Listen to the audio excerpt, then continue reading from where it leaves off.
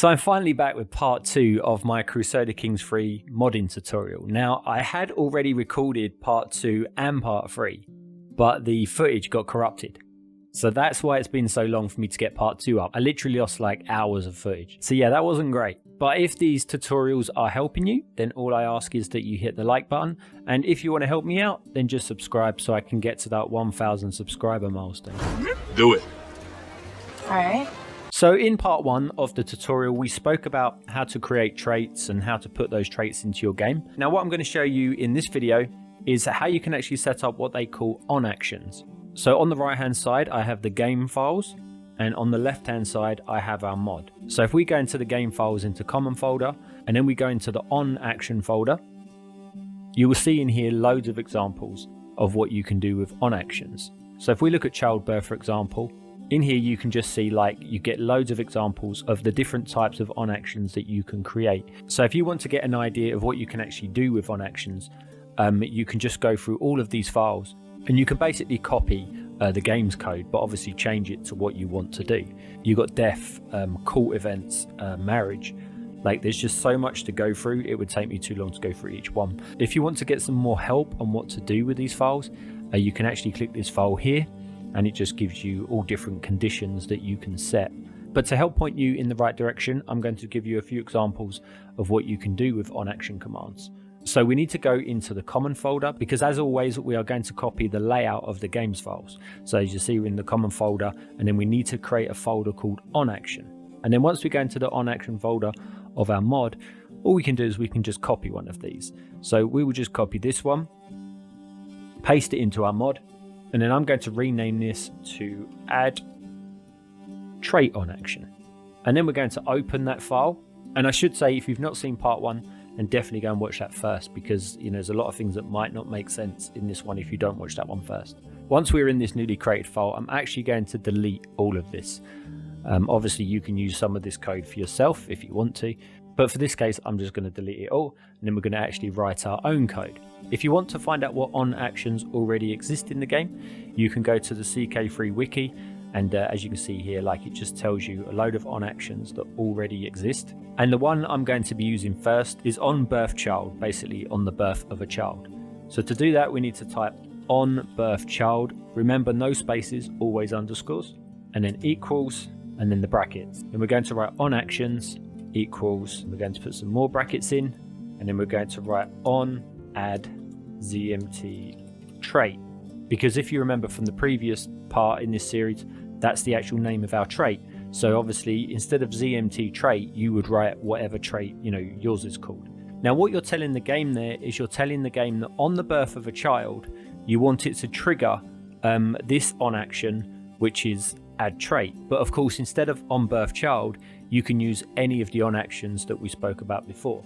So just a quick example, you could have on first birthday, or you could have on 16th birthday. Like I say, there's tons of different examples, and check out the wiki for all the different ones you can have.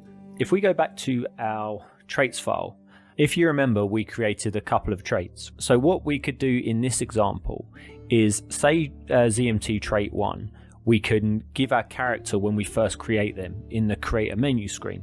So then our character has ZMT trait 1, and then we have ZMT trait 2. So say we want to give that trait to every child that we have. We will then basically copy this command here, and we will put that in, and then we'll set it up the same as we set up the first one. So we'll do equals, then the brackets, and then we need to have a trigger command. So what a trigger command will do is it says to the game, if these things are true, then I want you to apply this. So if you remember, we have trait 1, which is what our player character is going to have, and trait 2, which is what our child is going to have. So trait 1 will be for, in this case, say we will create a male character. So you put real underscore father equals, then you will do another bracket, and then you do has trait equals ZMT trait 1. Just make sure I put this code nice and neat so I know what's going on. Now the trigger is saying if the real father has this trait, then apply it. But what we need above that is we need the game to check first that the child actually has a real father. So that's why we will put exists equals real father. Now obviously if you're creating a female character, you just change father to mother. And real father will only apply if our character is the biological father of the child. So if the woman that you have the child with, if she was to be unfaithful and cheat, then obviously the child wouldn't get that trait because you wouldn't be the real father.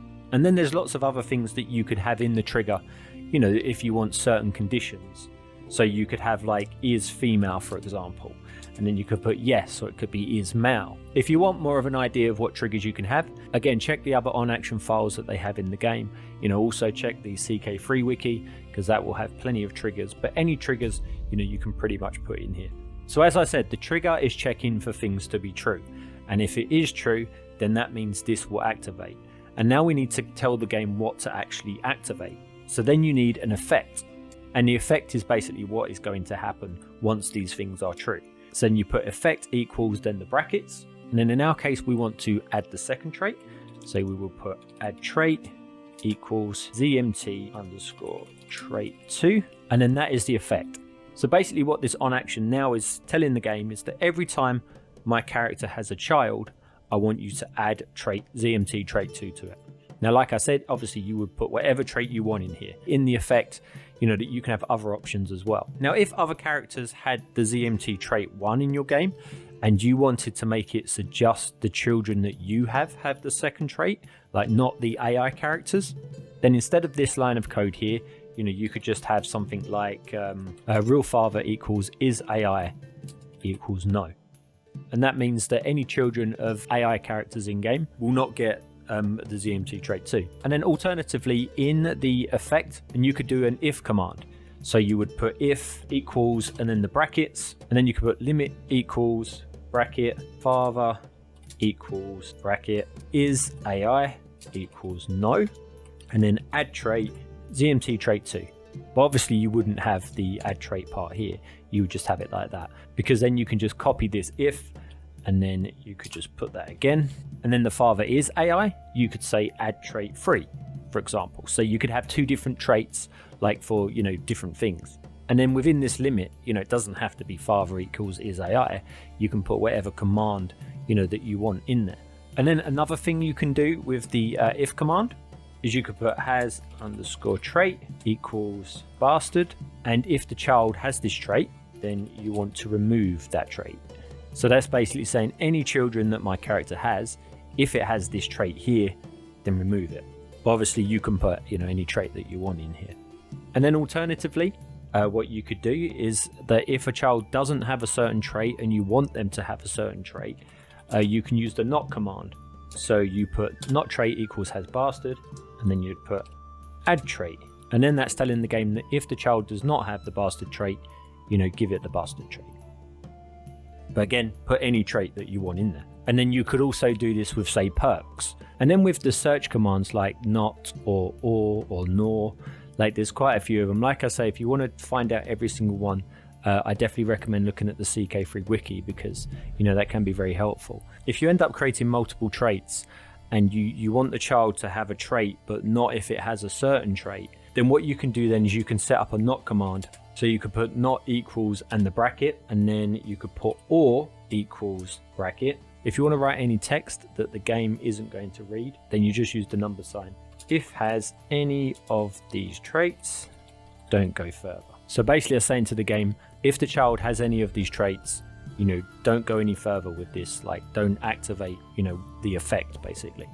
And then here you can put, you know, whatever traits you want. So, you know, my trait 1, my trait 2, and then you can just keep adding in traits, you know, however many you want. You just keep putting has underscore trait equals, and then whatever your trait is called is this part here. So my trait 1, my trait 2, that's what your traits will be called. You know, so like if your trait's called awesome trait, or, you know, whatever your trait is called, you will just put the name of that in there. And remember, the name of your traits is when you're in your traits file, it's whatever this part is here.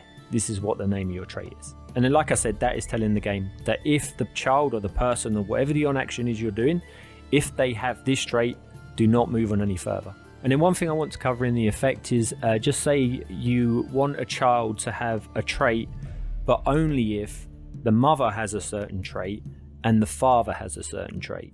What you can do then is you can use the if command and then limit equals bracket And then we want to use the AND command. So AND equals bracket, and then here you will put real underscore father equals bracket has trait equals my trait 1, and then mother equals my trait 2. And that's basically telling the game that if the child's real father has my trait 1 and the mother has my trait 2, then activate this. And then obviously below that, it will be whatever you activate below that. So you obviously wouldn't have just if commands. So to give you an example of how that works, we delete all this for now.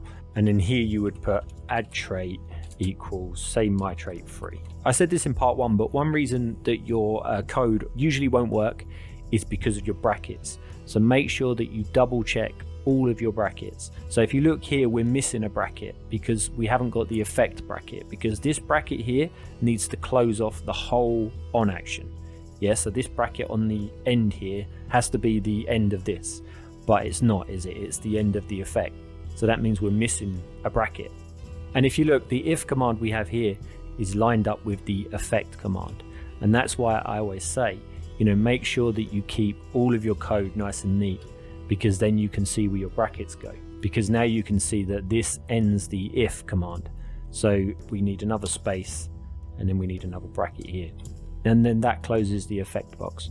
So that is probably going to be the number one reason why a lot of your code will not work. And then as you can see, this end bracket now closes the whole on action. So we have the trigger inside the on action, and then we have the effect inside the on action. So then what this effect now is telling the game is that if the child's real father has my trait 1 and the mother has my trait 2, then give the child my trait 3. If you wanted that to be either, so either the mother or the father has either trait, then you would simply change that to or. And then that means only one of these things has to be true. So let's just quickly recap what we just went over, just so you can actually grasp how on actions actually work. So here you will always have one of the on actions that is coded into the game. So after the number sign, obviously the game won't read this text, and that's why here is the game's on action command. So when you go to the CK3 wiki, and you find the on action that you want, then this is what you will put in here. Then underneath that, you can write your own on action. So you will put on action equals with the brackets, and then under this is where you put your on action that you've created. So obviously, depending on what you want to do. So if you want to add something, I would suggest calling it on add your name here. If you want to remove something, you can put on remove your name here. And obviously in place of your name will be whatever you want to call your on action. And then if you've created more than one on action that you want to trigger on the birth of a child or whatever you've put in here, then you simply add it underneath. And then that part here, this is basically telling the game to trigger these two on actions that I've created myself once the game's on action triggers. So birth of a child or the death of somebody or 16th birthday or whatever you have in there. And then underneath that is where you will create your own on action. So that'd be the on actions that we've named in here. So one would be on remove your name. And I know I keep calling these brackets, but they're actually called braces on the keyboard. So make sure you're not putting the standard brackets in for code. Make sure you're using the braces. If you don't know what one that is on your keyboard, just Google search it and I'm sure you'll find out there. But then within your on action here, this is where you will put your trigger and your effect. And then this will be your trigger here, and then this will be your effect there. But that was my quick tutorial on actions. As always, if you have any questions, then always leave them in the comments and I or hopefully somebody else, will help you out. But thanks for watching, and until next time.